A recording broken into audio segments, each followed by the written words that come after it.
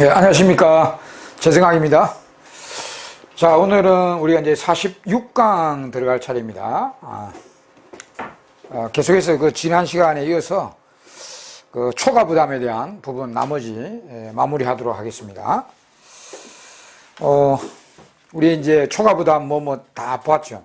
물품세, 보조금, 그 다음에 근로소득세, 이자소득세의 초과 부담, 분석했고, 그 다음에 이유, 발생하는 이유 다 설명드렸습니다. 지난 시간에 이제 이자소득세의 초과 부담을 설명드렸는데, 그 대초가 때문이죠. 이자율 변화에 따른 대초가 때문에 사준 손실이 발생한다 했습니다. 이제 그 내용은 끝났는데, 또 경제학 보론, 마지막 그 대초가, 소득가 경제학 보론 해드린다 했죠. 이자율 변화에 따른 대초가 행동과 소득가 행동의 내용입니다. 물론 산손실의 범위는 대초가만이 범위입니다. 소득가는 관계없지만은 나중에 이제 소득가도 필요하니까 그거 이제 설명드리도록 하겠습니다. 경제학 보론이죠. 경제학 보론. 이자율 변동에 따른 대초가 소득가. 우리 대초가 소득가 총 세 가지 있죠. 어떤 소비자가 XY 재화 선택 시 한 재화 가격 변화할 때 대초가 소득가 앞에서 했고, 그 다음에 노동자가 하루에 24시간 동안의 임금의 변화에 따라서 여가 노동 선택의 대초가 소득가, 또 마지막으로 이자율 변화에 따른 이 저축자, 차입자의 소비행동과 저축행동, 요겁니다. 어차피 이제 우리 조세와 관련되어 있으니까 이자 소득에 대해서 조세가 부과됐다. 그럼 실질 이자가 떨어지죠. 그 이자율 떨어지는 걸로 해서 정리하겠습니다. 실질 이자율이 하락하면은 조세로 이제 이자율이 하락하면 이 말이에요. 이로 인한 대체효과 행동은 뭔가? 그 다음에 소득 행동은 뭔가? 이건 이제 봅시다. 대체효과 행동은 자, 이자율이 소비의 기회비용이죠. 소비의 기회비용. 네. 우리 소비를 하면은 이자를 못 받잖아요. 우리 소비를 안 하고 저축하면 이자를 버는데, 소비해버리면 이자를 못 벌잖아. 그래서 이자율이 소비의 기회비용입니다. 그래서 현재 소비, 여기 이제 C1이 현재입니다. 2가 미래고요. 현재 소비의 기회비용이 내려가죠. 현재 소비가 싸진단 말이에요. 그러면 현재 소비를 늘린다는 거죠. 그리고 미래 소비는 무조건 줄입니다. 이렇게 하나 늘리고 하나는 줄이고, 하나 줄이면 하나 늘리게 대촉하죠. 현재 소비는 늘리고 미래 소비는 줄인다. 이때 이제 저축은 이제 현재 소비를 보고 판단하면 됩니다. 현재 소비가 느니까 저축은 감소되는 거죠. 이렇게 끝. 그 다음에 소득가는 소득 변화에 따른 행동이죠. 그럼 실질 이자율이 떨어지잖아. 근데 이때 이제 이자를 버는 사람이냐, 이자를 내는 사람이냐 달라집니다. 채권자냐, 채무자냐에 따라 달라지겠죠. 소득이 다르죠. 먼저 채권자, 이자를 버는 채권자. 채권자라 해야 되고, 이제 저축자, 저축하고 있는 자, 이자를 버는 자예요. 이 사람은 이자를 버는 사람이니까 실질 이자가 다운되니까 소득이 다운되죠. 채무자, 이자를 내는 사람이죠. 차입자라 해야 되고요. 차입자, 채무자. 이 사람은 이자를 내잖아요. 내니까 자기 내는 이자가 다운되잖아. 그럼 자기 이자를 덜 내니까 자기 소득이 올라갑니다. 이렇게 이제 반대로 나오죠. 소득이 내려가고 소득이 올라갑니다. 그럼 이때 이제 현재 소비, 미래 소비, 저축은 어떻게 하느냐? 이때 이제 우리가 소비라는 상품을 보면, 소비라고 하는 상품으로 취급하면, 이것도 우리가 일반적으로는 다 정상제라고 보면 됩니다. 여가가 정상제이듯이, 이 소비라는 상품도 일반적으로 정상제라고 보면 됩니다. 그 문제에서 이제 정상제라 언급할 수도 있고 안 할 수도 있는데, 언급 안 하더라도 정상제라 보고 판단하면 됩니다. 그래서, 이 사람은 소득이 떨어지니까 현재 소비를 줄이고 미래 소비도 줄이죠. 다 이 정상제니까 소득이 떨어지니까 줄인다. 그 다음에 이 사람은 소득이 늘죠. 느니까 현재 소비를 늘리고 미래 소비도 느리죠. 소득이 늘면은 정상제는 다 느리잖아요. 이거는 뭐 이렇게 연계되어 있는 게 아닙니다. 그냥 줄이고 느리고 이래 됩니다. 그럼 저축은 이 사람은 현재 소비를 줄이니까 여기서는 저축을 느리죠. 이 사람은 현재 소비를 느리니까 저축을 줄이죠. 이렇게. 그럼 이게 이제 분석이 끝난 겁니다. 물론 이제 우리 사중적 손실, 초과부담의 범위는 요 놈입니다. 요 놈은 관계없고요. 요 놈이 이제 하나는 느리고 하나는 줄이는 이 교란 때문에 이제 초과부담이 발생하는 건데요. 그러니까 이제 이자 소득세 부과로 이제 실질 이자를 다운시키면 현재 소비를 싸게 해서 기업이 내려가는 게 싸는 거예요. 그래서 느리게 하고 미래 소비는 손해가 되게 해서 줄이게 하는 이런 교란 때문에 산손실이 발생한다. 근데 이 소득효과도 나중에 필요합니다. 이 전체 다 필요해요. 그래서 제가 해드리는 겁니다. 만약 시험에 실질 이자가 내려갈 때 현재 소비는 어찌하고 미래 소비는 어찌하고 저축은 어떻게 하느냐 이렇게 물어본단 말입니다. 그러면 일단 채권자냐 채무자냐 분리해야 됩니다. 그럼 이거를 요거는 좀 복잡하기 때문에 외워가지고는 잘 안 되는 거죠. 이건 복잡하잖아요. 그죠? 그러니까 여기 이제 만약 여기 시험에 나오면 시험지에 벽에다 빨리 적어놓고요. 적어놓고 이제 판단하면 됩니다. 만약 현재 채권자부터 합니다. 채권자다. 현재 저축자다. 그래서 조세로 실질이자가 다운되면 이 사람은 현재 소비는 어찌하느냐 이러면 자, 여기서는 느리죠. 여기서는 줄이죠. 알 수 없다가 답이죠. 이게 크냐에 따라 달라지겠죠. 그 다음 저축은 어떻게 하느냐. 여기서는 줄이고 여기서는 느리니까 역시 이 효과 크냐 이 효과 크냐에 따라 달라지겠죠.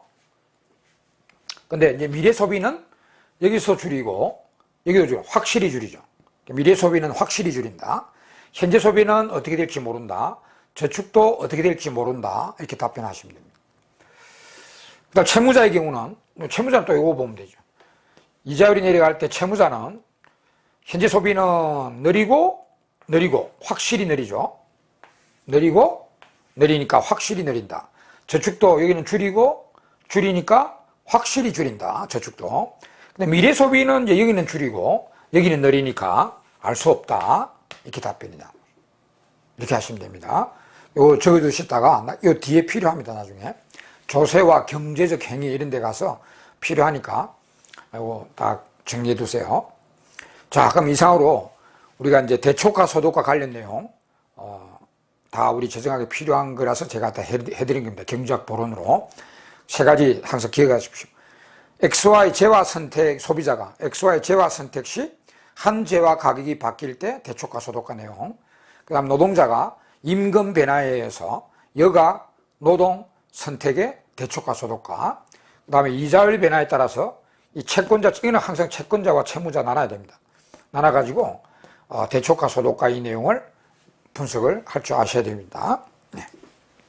자, 이렇게 이제 경제학 보론 해드리고, 그러면 이제 우리가 그 초과부담의 절대 분석 완전히 끝났습니다. 그러니까 한 조세만 가지고 초과부담이 얼마나 어떻게 발생하는지 그 분석하는 게 절대 분석이죠. 이제는 마지막으로 초과부담의 차별 분석하겠습니다. 이제 조세들끼리 비교하는 거죠. 차별 분석. 초과부담의 차별 분석을 해드리도록 하겠습니다. 그건 표로 딱 정리해 드릴 테니까 외워도 됩니다. 조세 간 비교하는 겁니다. 큰 3번이죠. 초과부담의 차별 분석. 차별이라는 게 이제 비교한다는 거죠. 비교. 조세들 간 비교하는 거죠. 차별 분석. 이렇게. 최종 정리입니다. 이제 어떤 모델을 가정하냐에 따라 달라집니다. 그리고 표를 이제 이렇게 그려 드리겠습니다. 이렇게 해가지고. 보세요.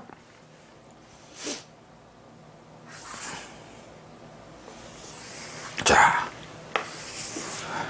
여기에는, 이거는 이제 모델이고, 모델 가정이고요. 어떤 모델을 가정하냐에 따라서 달라지니까. 자. 요 위에는 이제 초과 부담을 발생시키는 조세. 초과 부담을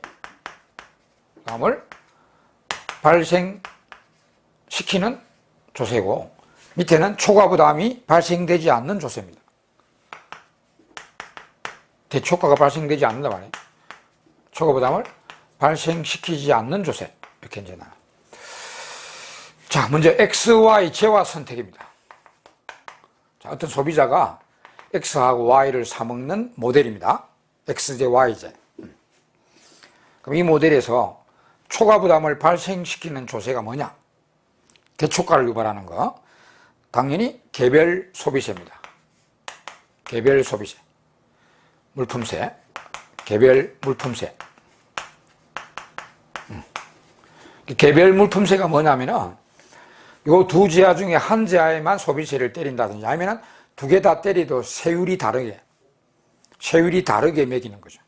때리는 건데, 그럼 당연하죠. 우리가 만약 여기 조세 때리고 조세 안 때리면 이거 비싸지고 싸지고 하잖아요.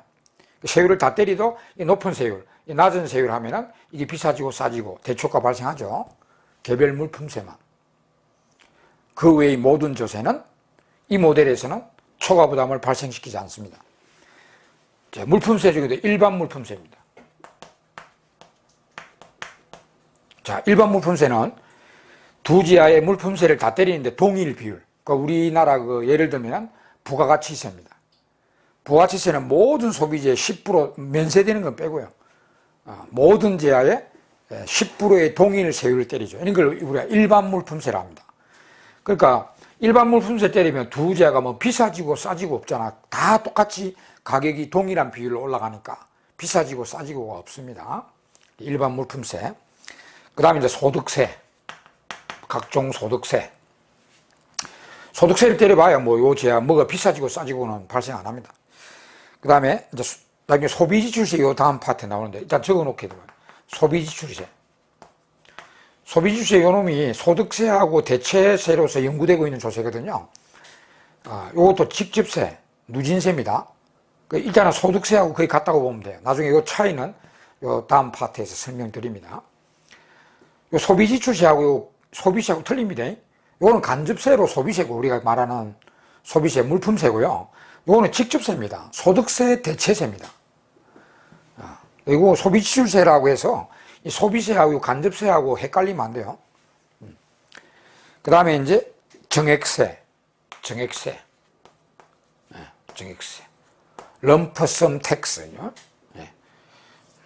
자, 그럼 여기 오면은 이 모델에서는 요 한 조세만 초과 부담을 발생시킵니다.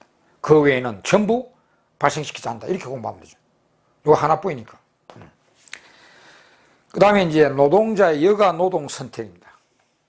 여가 노동 선택 모형입니다.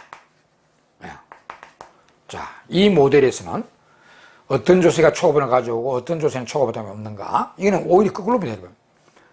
거의 모든 조세가 초과 부담을 유발해요. 왜냐하면 우리 소비세든 뭐 소득세든 뭐든 간에 이 간에 여가에는 어차피 가세가 안 되잖아요. 노동에는 직접 간접으로 조세가 되잖아요. 가세가. 노동 소득의 소득세가 있고요. 그 다음에 소비세가 아닌데 소비세도 우리 노동에 소득 벌이면 이 돈으로 소비를 할 거 아닙니까? 그럼 그것도 조세를 때리니까 어차피 간접으로 노동에 대한 가세가 되거든요. 그래서 거의 모든 조세가 여기는 가세가 되고 여기는 가세가 안 되는 거예요. 여기 싸게 되고 여기 비싸게 됩니다. 그래서 대초과를 유발하게 됩니다. 그래서 오히려 이거는 초과 부담을 발생시키지 않는 조세가 하나뿐입니다. 정액세입니다. 럼퍼섬 텍스. 정액세. 예. 모든 사람에게 동일 세금 때리는 거. 그러면 노동에도 가세가 안 된다는 그런 개념이죠. 예. 자, 또 하나만이고 그 외에는 전부 다 초과 부담이에요. 개별 물품세, 일반 물품세. 하여튼 이것들은 다 여가에 가세가 안 돼요. 여가에는 어떻게 가세가 안 되잖아요. 그래서 그런 거예요. 요거에는 직접 간접으로 가세가 되는데 이거는 가세가 안 되기 때문에. 개별 일반 물품세, 그 다음에 소득세, 소비지출세 다 초과를 가져옵니다. 이거 거의 반대죠, 그죠? 이거는 초과부담 발생시키는 게 한 개밖에 없습니다. 그 외에는 모두 발생 안 되고요. 이거는 발생 안 되는 게 이거 하나뿐입니다. 그 외에는 전부 발생시킵니다. 그 다음 마지막으로 이제 현재 소비, 미래 소비 선택. 현재 소비, 미래 소비 선택입니다. C1, 미래 소비. 저축하여 미래에 소비하는 미래 소비 선택 모드. 현재 소비, 미래 소비 간 모델에서는 이 현재 소비하는 거하고 미래 소비하고 뭐를 비싸게 하고 뭐를 싸게 하는 거는 이자율을 변화시키는 거죠. 이자율이 앞에 했잖아요. 이자율이 올라가면 현재 소비의 기회비용이 올라가는 거고, 이자율이 내려가면 현재 소비의 기회비용이 내려가는 겁니다. 기회비용이 올라간다 내려간다 비싸진다 싸진다 이렇게 보면 돼요. 그래서 오로지 이자소득세, 이자에 대한 과세가 있어야 됩니다. 그래서 이자소득세, 이거는 초과부담을 유발하게 됩니다. 이 모델에서는 이자소득세 하나만, 그 외에는 거의 초과부담을 발생시키지 않습니다. 개별 일반 물품세, 개별 일반 물품세. 그러니까 이거는 물품세, 뭐 소비 개별이든 일반이든 물품세는 소비에 대한 과세지 저축하여 버는 이자에 대한 과세가 아닙니다.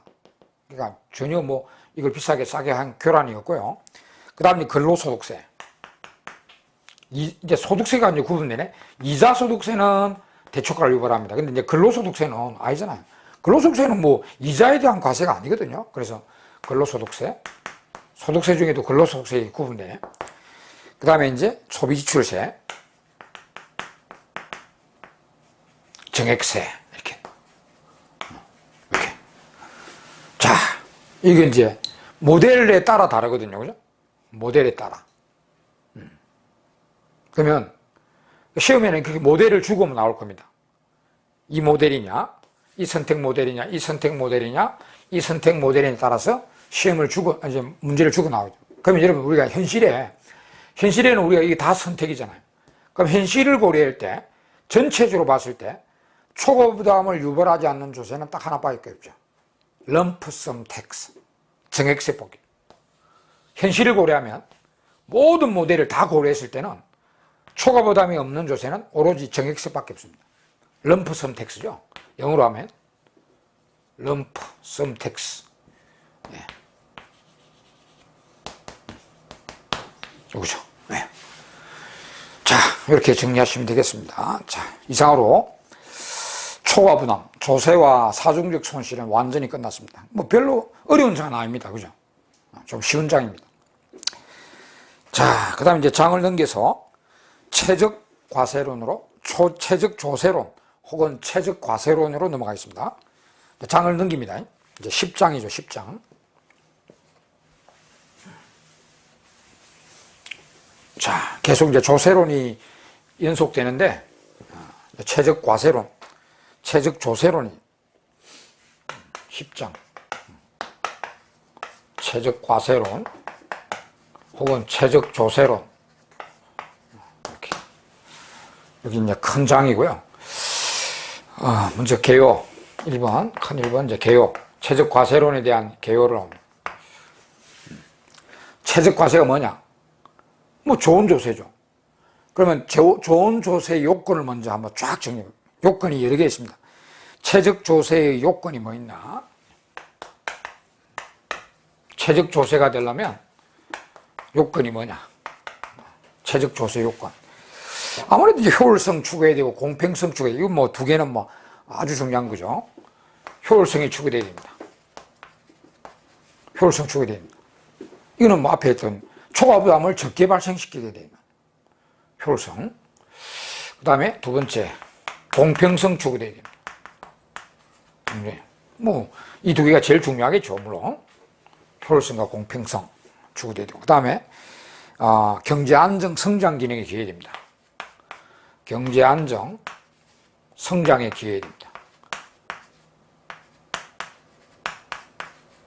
이거 세 개 뭐 우리가 저 앞에 후생경제학 해드릴 때 후생극대화 경제의 기준이죠. 효율, 공평, 안정, 성장 이 세 개 여전히 나옵니다.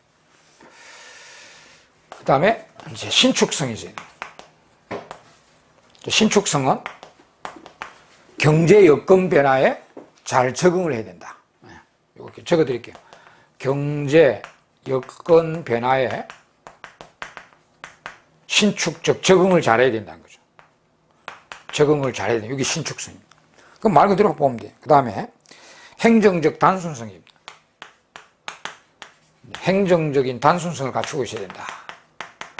이거는 또 두 개로 나누면 일단 적은 비용으로 운영돼야 된다. 적은 비용 소요돼야 된다. 또한 쉬운 제도여야 된다. 알기 쉬운 제도여야 된다. 복잡하면 안 좋아요. 쉬운 제도여야 된다. 이게 이제 행정적 단순성입니다. 그 다음에 이제 여섯 번째는 정치적 책임성을 갖고 있어야 된다. 정치적 책임성. 이게 무슨 말이냐면은 국민들이 자기가 얼마 부담하는지 알 수 있게 된다.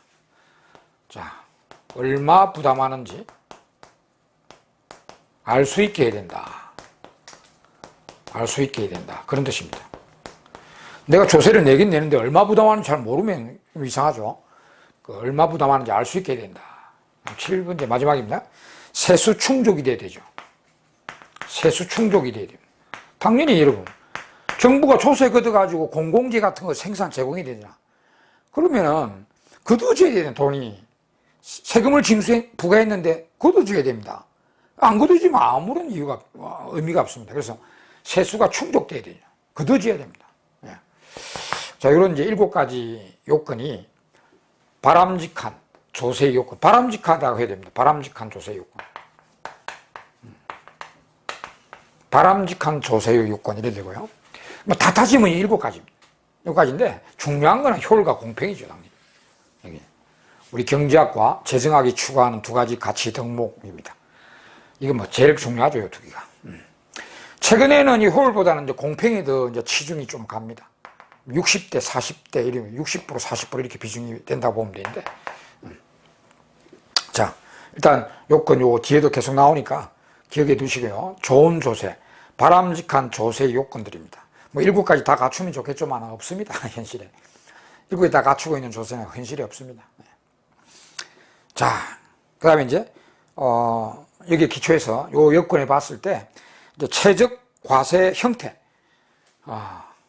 어느 조세가 이 최적 요건에 맞는가. 2개를 비교해 드리겠습니다. 첫째는 우리가 직접세인 소득세와 간접세인 소비세.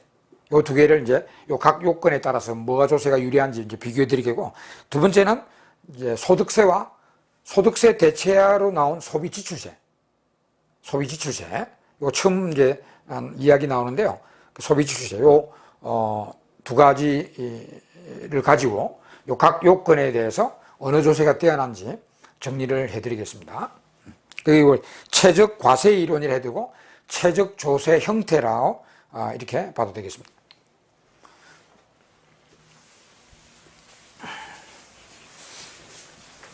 자, 이번에 최적 조세 이론, 최적 과세 이론 이렇게 되고, 다른 제목은 최적 조세 형태, 그 어느 조세가 더 최적 요건에 맞는지 알아보네.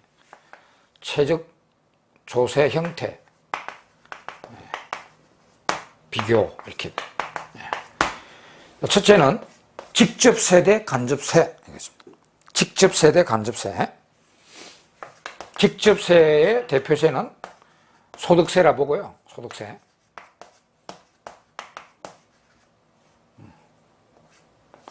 네? 간접세. 간접세는 우리가 이제 물품세나 소비세나 그다음에 부가치세죠. 우리나라의 대표적인 간접세가 소비세하고 부가치세입니다. 요거를 이제 시험에 뭐 직접세 대 간접세 이렇게 나오기도 하고 소득세 대 소비세, 소득세 대 부가치세 이렇게 나오기도 합니다. 이거는 간단하기 때문에 제가 표로서 정리해 드릴게요. 표로서 쭉 이제 표로 정리해 드립니다. 여러분들 표를 이렇게 만드세요. 이런 식으로 쫙 이렇게. 이 내용이 많습니다. 여기는 이제 요건들. 처음에 당연히 이제 효율면이죠. 효율면. 효율면에서. 요거는 앞에 정리해드렸잖아요. 초과부담 발생면입니다. 초과부담을 적게 발생시키는 게 좋은 조세죠. 초과부담.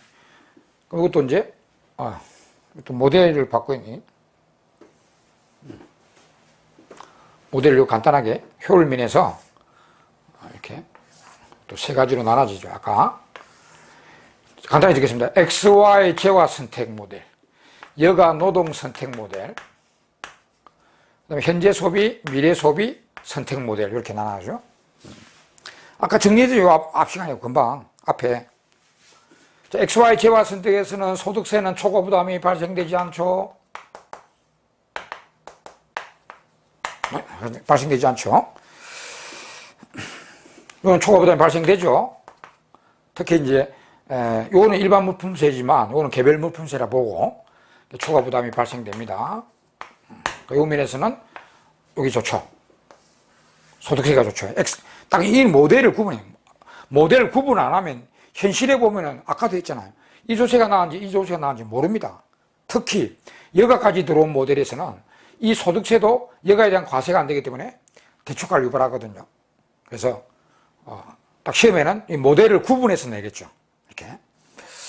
그럼 이제 여가 노동 선택에서는 당연히 초과 부담을 다 발생시키죠. 초과 부담 발생되고요. 이것도 초과 부담 발생되죠. 그러니까 이건 두 개 다 발생되니까 동률이죠. 동률. 무엇이 나은지 알 수가 없죠. 그 다음에 현재 소비, 미래 소비. 이것은 이자소득, 이 소득세 중에 이자소득세가 있잖아요. 이자소득세이기 때문에 초과 부담이 발생됩니다. 근데 여기는 이자에 대한 과세가 아니기 때문에 초과 부담이 발생되지 않습니다. 그러니까 요 면에서는 여기 낮죠. 여기 우울하죠. 그러니까 모델에 따라서 여기 낮고 여기 낮고 이거는 동등하고요. 효율면에서 동등하다. 이렇게. 자, 이렇게 이제 정리됐고요. 이제 공평성면입니다. 공평면. 공평성면입니다. 당연히 이거는 상식 아닙니까? 공평성에는 누진세에는 이게 유리하죠. 이거는 누진세 아니잖아. 비례세로 되어 있잖아, 보통. 그래서, 유리한 거, 요 노란 걸 해드릴게요. XY 재화에는 여기 유리하고요. C1, C2에서는 여기 이제 간접세가 유리하죠. 공평성면에서는 당연히 여기 유리합니다. 이 누진세로 되어 있다. 누진세로. 누진세, 이제 요거 좀 이따 말씀드릴게요. 우리 이제 제 생각에는 누진세가 선형 누진세가 있고 비선형 누진세가 있는데 보통 현실에는 거의 뭐 비선형 누진세입니다. 그래서 좀 이따 누진세 그 세율 구조에 대해서 조금 말씀드릴게요. 이거 뭐 뒤에 또 엄청나게 우리 공부하니까 누진세는 가세표준소득이 가표가 그러니까 소득이 올라갈수록 더 높은 세율이 나게 되죠. 그죠? 이 소득이 올라갈수록 그러면 고소득자들이 탈세 절세가 없다는 가정에서는 고소득을 할수록 조세가 엄청나게 부과됩니다. 그러니까 저소득자들은 조세를 덜 내거나 안 냅니다. 그래서 이 공평성에서 유리하게 되죠. 근데 이거는 불리합니다. 이건 불리한데 여러분 이거는 꼭 알아야 돼요. 불리한데 이거는 비례세로 되어 있거든요. 근데 명목적인 조세율은 비례세인데 실질적으로는 역진세입니다. 실질적 역진세다. 자, 이거 중요해요. 간접세는 실질적으로는 역진세다. 즉, 저소득자들이 상대적으로 부담이 크다 이런 논리입니다. 이거는 탈세 절세가 없다면 고소득자일수록 상대적 부담이 엄청 큰 조세거든요. 누진세는. 그래서 유리한데 이거는 오히려 고소득자보다 저소득자들이 더 상대적으로 조세 부담이 많다는 조세입니다. 그게 역진세. 실질적으로 역진세입니다. 역진세율은 아닌데 비례세로 되어 있는데요. 실질적으로 역진세입니다. 그 이유를 말해보라. 그 이유도 알아야 됩니다. 이유는 뭐냐면은 이거는 소비에 대한 과세죠. 물품세는 말 그대로 소비세고요. 우리나라 부가치세는 우리나라가 그 기계 생산재에는 부가치세가 없습니다. 소비재에만 떼야 되잖아요. 소비재에만 대해서 때리기 때문에 소비하는 데 대한 과세예요. 이 두 개다. 그러니까 소비하는 데 대한 과세인데 이거는 자본주의의 진리로서 저소득자들이 고소득자보다 소비 비율이 높아요. 소비 절대액이 많은 건 아닌데 자기 소득에 대한 소비의 비율이 저소득자들이 확실히 높습니다. 그거는 진리입니다, 여러분. 그래서 소비에 대한 과세는 소비 비율이 높은 저소득자들한테 상대적 부담이 큰 조세입니다.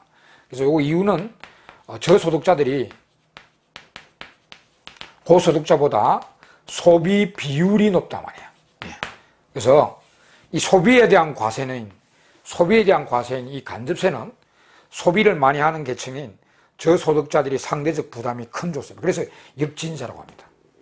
그래서 여러분들 정부가 이런 조세율을 앞으로 올리겠다 하면 저소득자들을 주머니 트는 겁니다. 그럼 물론 이거를 올린다면 우리가 직접세 쪽을 올린다면 물론 항상 단서가 탈세 절세가 없다는 가정해서 그래서 직접세율을 올리면 고소득자들이 많이 부담하게 되어 있습니다. 자, 요거 이제 좀 알아두시고 그 외에는 이제 안정, 성장 쭉 나오는데 계속 할까요? 요 덕목을 또 적어야 되겠네요, 그죠? 이제 이렇게 해서 이제 그 외에는 간단하게 공부하시면 돼요. 여기 이제 소득세, 물품세, 부가치세 이렇게 해가지고 이제 경제 안정 기능, 호불항을 잡아내는 기능입니다. 호불항을 호황을 좀 잡고 불황을 좀 잡아주는 기능인데 이것도 나중에 나오는데 우리가 이제 누진세가 이게 유리해요. 이 누진세가 자동 안정 장치 중에 하나입니다. 자동 안정 장치가 뭐냐면 이 누진세가요 저절로 호황을 좀 잡아주고 불황을 좀 잡아줍니다. 그걸 자동 안정 장치라고 하는데 여러분 누진세 알잖아요. 호황이 되면 우리가 보통 소득이 올라가잖아. 그럼 국민들이 다 높은 세율이 막아요. 세금을 옛날보다 더 많이 내버립니다. 그럼 경기 과열을 좀 막아주죠. 세금 많이 내지니까. 그 다음에 불황이다. 불황이 돼서 국민들이 소득이 막 떨어집니다. 그럼 누진세에서는 옛날보다 훨씬 낮은 세율이 임하기 때문에 옛날보다 훨씬 세금을 덜 냅니다. 그러면 덜 낸 세금으로 어느 정도 소비를 하기 때문에 너무 불황을 되는 걸 막아줍니다. 이렇게. 근데 이제 이건 누진세가 아니기 때문에 그런 기능이 없어요. 누진세만 자동 안정 기능을 갖고 있거든요. 이것도 중요합니다, 여러분. 이것도. 그래서 이런 분리, 이런 기능이 없다. 그다음 성장 측면에서는 성장을 위한 우리가 여러 가지 요인이 있겠지만 저축이 촉진되면 투자 자본이 조달되기 때문에 성장이 유리하다는 거예요. 그래서 저축이 촉진되면 자본 조달이기 때문에 성장에 유리하게 됩니다. 그래서 저축을 촉진하는 조세는 오히려 이게 유리하죠. 이 소비에 대한 과세니까 소비를 위축하고 저축을 촉진합니다. 오히려 저축을 촉진시킵니다. 소비는 위축시키지만 저축을 촉진해서 유리하고. 그러니까 여기는 우리의 소득세에는 저축에 대한 직접 과세가 있죠. 종합금융과세도 있고요. 이자소득세도 있고 배당소득세도 있잖아요. 저축행위에 대해서 직접 조세 때려버리니까 좀 저축이 위축이 됩니다.